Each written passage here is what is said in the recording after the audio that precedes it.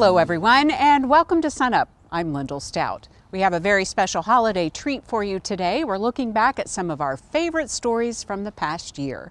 Seth Fish and Curtis Hare are also here. Guys, we really talked a lot about drought this year. Yeah, it seemed like every week we'd have an idea for a story, and then drought would kind of take the precedent for the week, and we'd end up doing something covering drought. So. For sure. You did a popular story on nitrate toxicity. Yeah, and I've been with SUNUP for about 7 years, and this is definitely the driest it's been. And this story, I think, is a great representation of what Oklahoma producers were facing pretty much, from spring, on into, really just recently. Okay, let's take a look at that story. A light haze of dust in the air, cracks in the red earth, and waves of unrelenting heat are familiar sights for Noble County producer Randy Sheaver. We had this drought back in 10, 11, and 12, and it sort of prepared us for what we're going through right now. We completely ran out of forage in our pastures back then 10 years ago. This year, timely May rains after months of drought helped Randy establish a good stand of forage sorghum, or hay grazer. But just when the field was ready to be cut, the flash drought and the extreme Oklahoma heat set in. I was talking to my neighbor, Dennis, and he had planted hay grazer. I said, Dennis, I'm going to cut mine. He said, boy, you better look at those light spots out there. He said, I lost 2 cows by unrolling a bale of hay grazer. Go back the next day and they're laying there dead, just like anaplasm does. In drought-stressed plants such as forage and Johnson grass, nitrates can be an issue. Prussic acid can also occur. Thinking his field might be like his neighbor's, Randy contacted OSU Extension beef cattle specialist Dave Lawman and Pawnee and Osage ag educator Rick Clovis just to make sure. Typically, we get this call and the producers are getting ready to bale the hay, and so we would prefer to take the test from recently cut plants, or just cut them and then test them. And we'd strip the leaves off, split the stem, put the reagent on it, and see what the reaction is. So this is a diphenylamine reagent, an acid, and it's very toxic, so it's not available to everybody. You need to go through your extension office to be able to do this test. Or if nitrates are present, it's going to show a blue to purple color change in the stem wherever we drop the reagent. The nice thing about the quick test, if you get a negative answer, in other words, it does not react to the reagent, there's low chance of getting a false negative. And what that means is that if you send it in to get the quantitative test, it's probably going to be really low. If the quick test is positive for nitrates, it doesn't mean that the forage is now useless. If it does react with the quick test, it's just a real consistent signal that you need to send it in to the Swaffle laboratory here in the Division of Agriculture. That test only costs $6 per sample. We recommend people go ahead and bale the hay, take 1 or 2 cores from each bale out of about 20 bales scattered throughout the field, mix it up in a bucket real good, and send a sample. A few weeks ago, a number of producers lost cattle to prussic acid. And although prussic acid and nitrates are both harmful and even fatal for livestock, prussic acid will eventually go away once the plants are cut. But for nitrates, it's nowhere near that simple. Once it's cut, generally speaking in a hay crop, it's there. Now, one way that may be an option for a few producers is to put it up as silage, because the fermentation process in a silo reduces the nitrate concentration by somewhere around 20, 30, even up to 50%. The quick test did show presence of nitrates in plants from one of Randy's other fields. But for this hay here, it's looking like he'll have some forage for his cows this winter, though he's still planning to test once it's baled, just to make sure. What that means for me, I don't wake up at night about this much hay that I need. I think it's going to be okay. So many people don't have the option. I'm very fortunate to have a little bit of land that it was fallow here, that I could plant this. Most cattlemen don't have that opportunity. When they're out, they're out. If there's none for sale, or if you have to drive so far with the prices of everything, you might as well load your cattle up. Mother Nature, I guess my final statement, Mother Nature's always in charge. And we're all at her mercy in this hot Oklahoma summer. In Noble County, I'm Curtis Hare.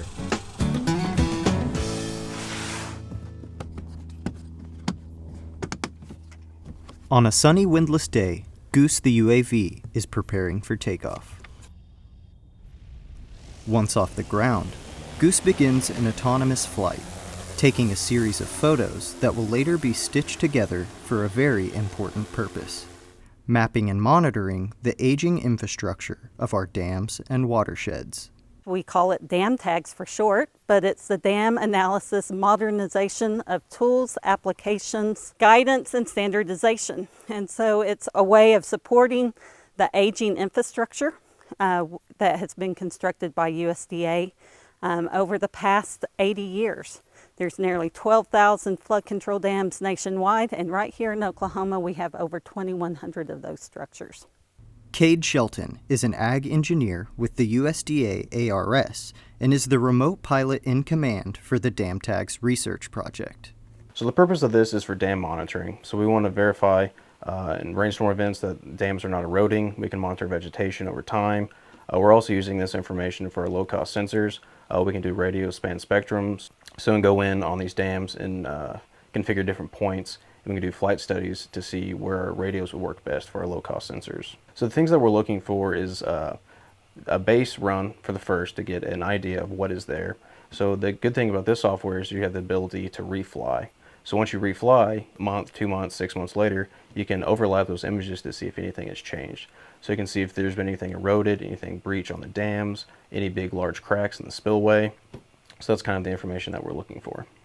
Dam Tags is a project in partnership with the USDA Natural Resource Conservation Service, the Agricultural Research Service, and the Oklahoma State University Water Resources Center. Really, we play a supporting role to the USDA Ag Research Service on this. They have the scientists that are doing a lot of the research, but we provide a lot of the technical support. So we have the modelers, the app developers, the database managers, the GIS specialists, that really make everything come together and make that data available to those decision makers. And they've been doing fantastic research out here at the Hydraulic Engineering Research Unit here below Lake Carl Blackwell for decades. Goose is just one small piece of Dam Tags research. Dam Tags is in the early stages of research and development and is projected to be a 5-year project. The USDA, with the help of Oklahoma State University, are seeking to revolutionize the way we monitor these ever-important structures. Water is important to human life, and the downhill side effects, if there was to be a breach or overflow of those dams, could be catastrophic. So we want to monitor those to make sure that that will not happen, and we can include that on our list. For SUNUP, I'm Seth Fish. Really great story, and Seth, you were new to the SUNUP team in the last year, and that was your first story on the air. Yes, it was my first story, and it kind of felt perfect. I have a background in GIS, and I'm also a drone pilot, so it just kind of felt good to fit into place automatically at the very start. Right, it was a great story. We'll have more stories in just a moment, but first, a word from our Vice President and Dean, Dr. Tom Kuhn. Well, it's that time of year again, and it's a time to reflect and appreciate all that's gone on this year, and also to remember some of the challenges that we faced really across Oklahoma. We've had some very timely responses through our extension programs to some of the challenges that people have faced with the drought. Everything from dealing with the changes it's caused in markets to the challenges that we've faced with trying to get a crop to grow or trying to manage the cow herd to be right-sized to whatever the ground can produce. In all three areas of our land grant mission, we've been able to make some progress and address the emerging challenges that are facing our producers here in Oklahoma and consumers. We've had a lot of enjoyment watching the new building going up on campus. The New Frontiers Agricultural Hall project is well underway. A lot of concrete has already been poured, and we really look forward to being able to move into that in about a year and a half, in the summer of 2024. So it's with a lot of gratitude in my heart. I want to say happy holidays to all of you and wish you the best for the new year. Thank you.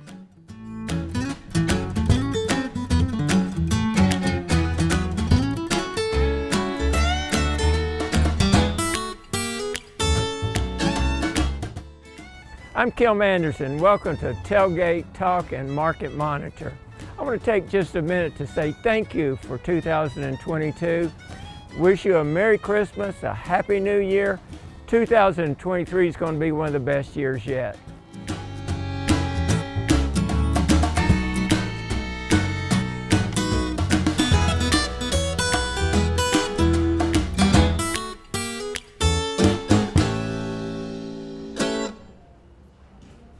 Oklahoma cattlemen are all too familiar with these tiny arachnids. However, these USDA and OSU researchers are studying ticks that haven't been seen in Oklahoma for a very long time. Tim Probst is a researcher with the USDA and the Oklahoma Water Resource Center. The cattle fever tick eradication program actually started in 1906. And there are two species of tick, the southern cattle tick and the cattle fever tick, that carry a protozoum that's actually a blood parasite.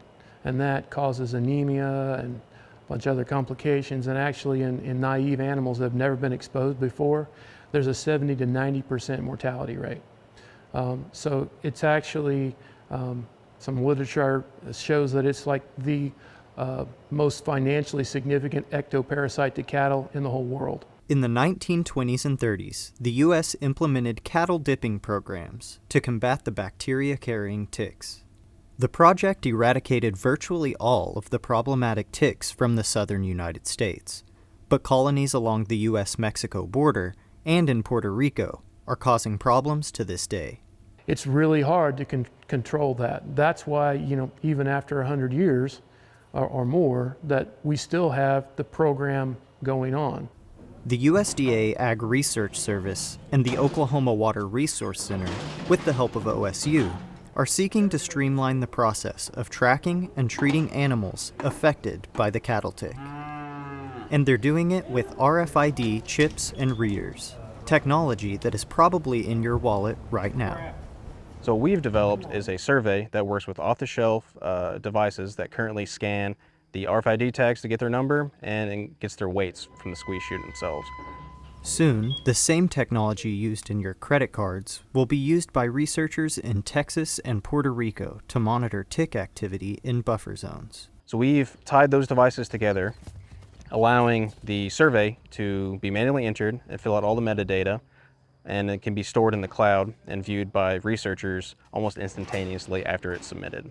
The Cattle Fever Tick Eradication Program is yet another example of the continued relationship between the USDA and OSU and their shared mission to improve the security of the agricultural industry.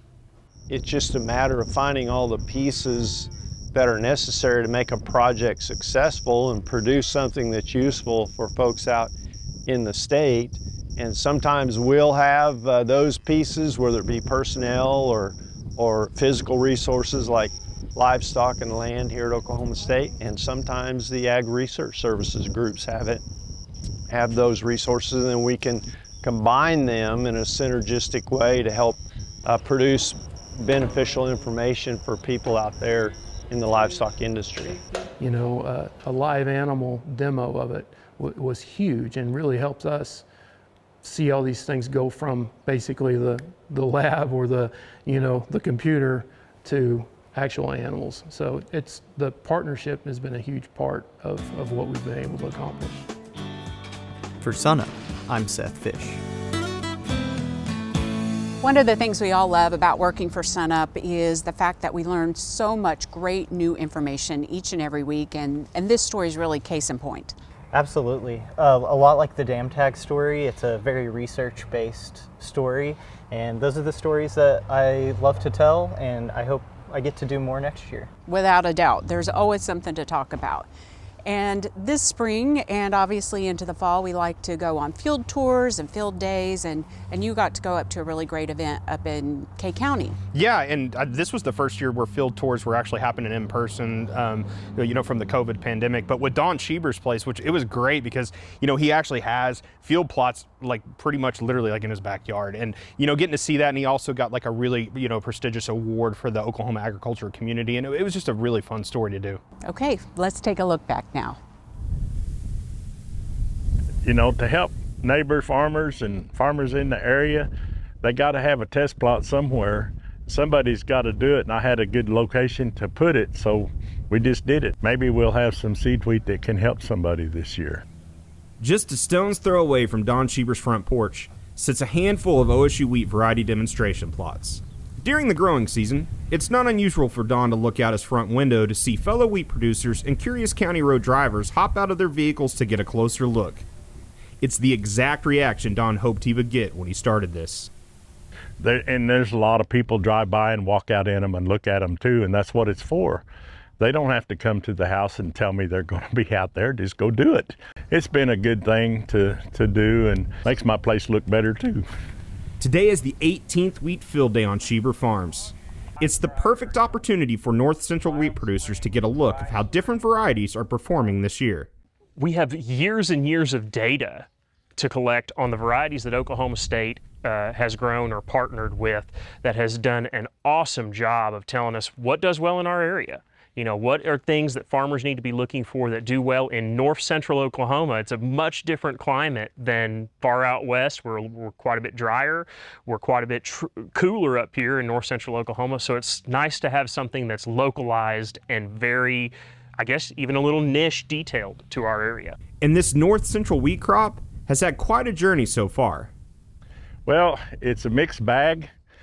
We started out last fall with perfect moisture to get the crop up. We got a good stand on everything, and then it got dry, and then we were living on subsoil moisture all winter. Farming is day by day, and wheat is a tough plant. Late April, we are actually in a D3 drought, according to the drought monitor, and it's really turned around. We kept walking the fields and didn't find any weeds or no reason to put chemical on. Now we've had all the rain. Some of the fields are thinner, and now the weeds are coming up. But here, our heads are just, I saw some heads a while ago that were making 4 berries. Although the wheat is looking promising here in Kay County, it's the exact opposite situation in other areas. Yeah, it's really exciting here to be looking at this, and they think it's a bad wheat crop, but it's by far better than anything we have in the Texas-Oklahoma Panhandle. Sam Watson is a custom harvester from Texas who regularly cuts acres throughout the Texas-Oklahoma Panhandle, though there's not going to be much to cut this year, forcing him up north to find other prospects. Well, it's a really sad deal for most of my dryland farmers. Well, it's really going to affect the bottom line because, you know, I cut 15,000 acres of wheat, and out of that 15, you know, we might just cut 1,500. Like I say, my people at Hollis and Wellington, I mean, they're 0. Didn't even get to graze or nothing. So it's going to be a pretty hard fall. Although this northern wheat crop is looking significantly better than other areas of the state, for Don and other Kay County producers, they're still about a month away from harvest. The hurry up and wait stage. And wheat producers know it's time to cross those fingers during that period. You know, we always worry about hail when we get close to harvest. Our average hail out here is once in 55 years, and I got hailed out here in 1993, so I've got a ways to go before my 55 years is up, so we'll see how that holds up. Wait and see. It's the attitude you have to have on this unforgiving land. You know, everything changes every day, so my grandpa used to tell me what the weather's going to be and I'll tell you how to farm. Well, that still holds true. In Kay County, I'm Curtis Hare.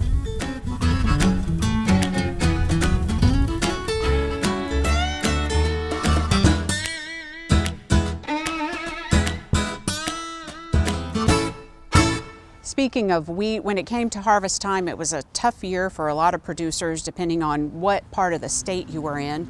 But we all got to take a road trip down to Cleveland County for harvest, which was a really fun day. Yeah, it was great, and it was Seth's first wheat harvest story with SUNUP. And you know what's great about those stories? You get to go out and meet an agricultural family, a generational farmers, and those are my favorite stories to do.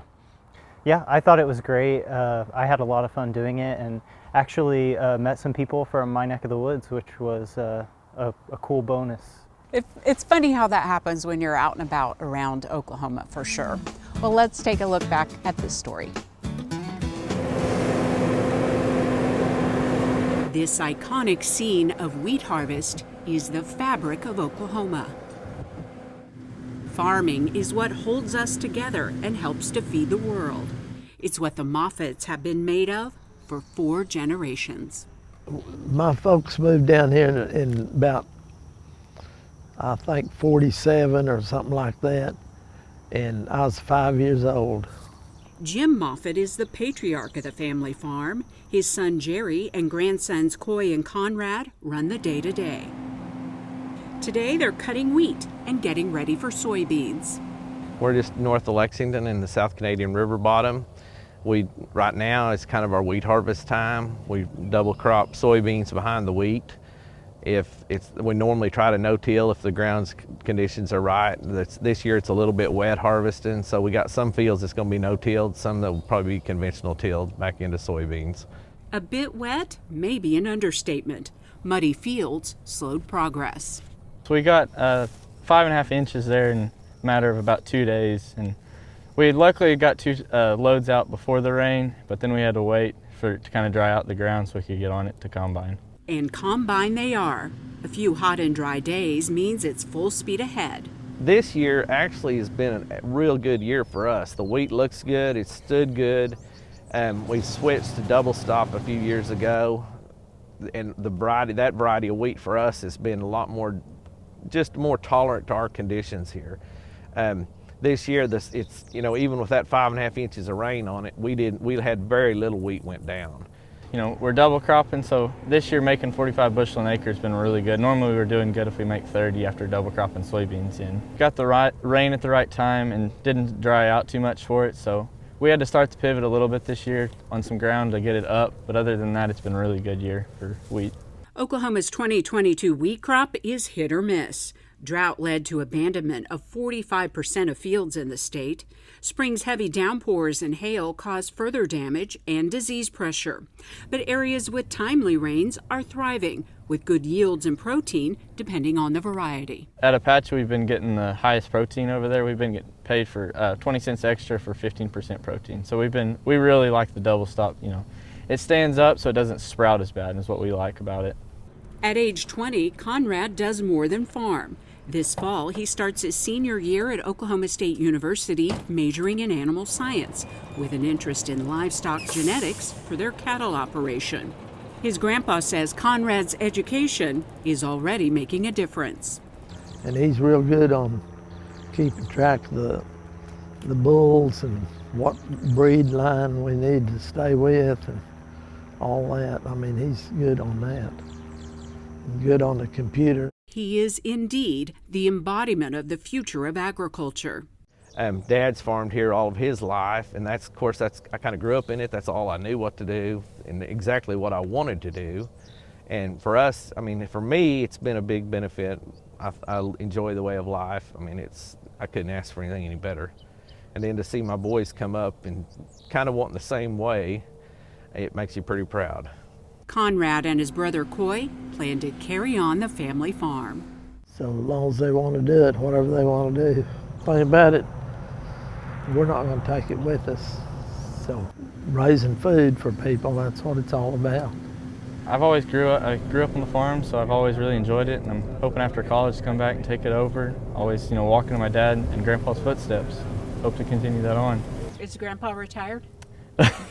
He says he is, but he'll always come around and help some still. He says he's retired, but we still don't see it and believe it, so.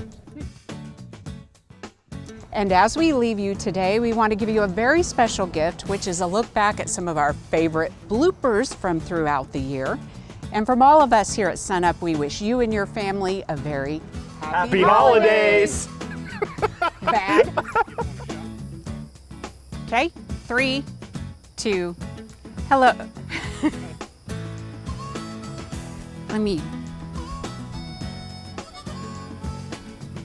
Alrighty, try that again. Are there chiggers out here, you think? Probably. You need to call the epidemiologist. Excuse me. Is it going to impact going forward? I'm sorry, let me ask that again. My nose is itching like crazy. Join us for all this, plus Kim and Daryl with the 3, sorry, I'm so hungry. Tillman County, 22 days above 100 degrees. At Granfield, 20 degrees. Okay, let me do that whole part over again. It's very frustrating. Somebody's beeping in the back. Good morning, Oklahoma. I'm Curtis here and welcome to Sunup. Well, the Oklahoma hot weather is here, and while these muggy conditions might not be so great for us, they're the perfect conditions for what, well, that was just a lot of word salad right there. You want to make sure that there are no places on your property where mosquitoes can. For more information, go to SUNUP.okstate.edu. Jazz hands. Oh, jazz hands. And follow us on YouTube and social media. I'm Curtis Hare, and that was good. I couldn't remember what was at the end. The legislature has approved emergency drought funding. Amy, get us up to speed.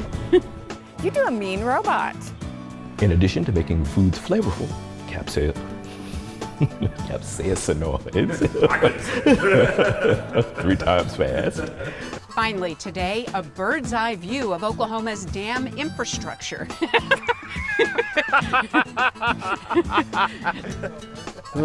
Shades? These aren't shades, these are spectacles. These are them seeing kind. Were you rolling on that? Yes. Blooper! Join us for Sunup on, wait. How does that go? Join us for Sunup on OETA. It'll be okay. The ladies like that. Kind of gives me a wild boy look. Right. Wind That's blown. on tape, The beachy waves. And then I just hit the go button, and it gives me a screen that shows sorghum plants, and I just go in and take a stop out here.